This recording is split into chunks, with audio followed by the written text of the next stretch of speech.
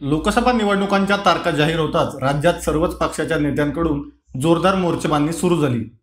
संपूर्ण राज्यभरात सध्या एकाच मतदारसंघाची चर्चा सुरू आहे, तो म्हणजे बारामती मतदारसंघ।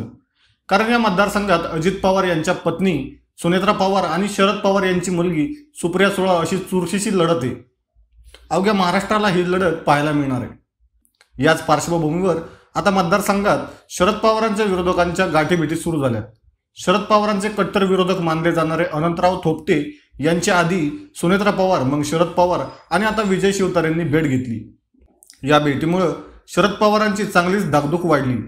अनंतराव थोपटेंच्या रणनीतीमुळे सुप्रिया सुळेंना पराभवाचा सामना करावा लागू शकतो याचा अंदाज पवारांना आला आणि त्यांनी थेट कट्टर विरोधक असणाऱ्या अनंतराव थोपटेंची सदिच्छा भेट घेतली। त्यानंतर अजितदादांना कात्रीत पकडणाऱ्या विजय शिवतारेंनी देखील थोपटेंची भेट घेतली।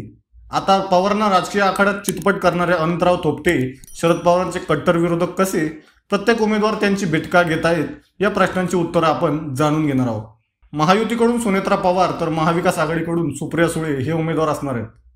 उमेदवार जाहीर होण्यापूर्वीच सुनेत्रा पवार यांनी सुप्रिया सुळे यांना पराभूत करण्यासाठी शरद पवारांच्या जुन्या वायऱ्याची भेट घेत रणनीती आखण्यास सुरुवात केली। सुप्रिया सुळेंसाठी शरद पवार यांनी 40 वर्षांपासून राजकीय वय असलेल्या अनंतराव थोपटे यांच्या घरी जाऊन भेट घेतली। अजितदादांच्या बंडानंतर बारामतीची लढाई सोपी नसणार याची जाणीव पवारांना झाल्यानेच त्यांनी 40 वर्षांपूर्वीचं वैर बाजूला ठेवत कट्टर विरोधक असणाऱ्या अनंतराव थोपटेंची भेट घेतल्याची चर्चा रंगली। एकीकडे सुनेत्रा पवार आणि शरद पवार यांच्या भेटीमागचं गणित सुटत नाही, तोवरच विजय शिवतारेंनी थोपटेंची भेट घेतली। या भेटीदरम्यान शिवतारेंनीही थोपटेंना जुन्या गोष्टी विसरू नका, आता आम्हाला साथ द्या अशी साथ घातली। पुरंदरचे सर्व आमदार आपल्या मागे असल्याचं शिवतारेंनी यावेळी सांगितलंय। यावेळी शिवतारेंनी थोपटेंना शरद पवारांनी 1999 सालच्या निवडणुकीत तुम्हाला पाडलं होतं याची आठवण देखील करून दिली। एवढंच नाही तर अजितदादांनी जाहीर सभेत माझी लायकी काढली, त्यामुळे हा अपमान पुरंदरच्या मतदारांना जिवारी लागलाय।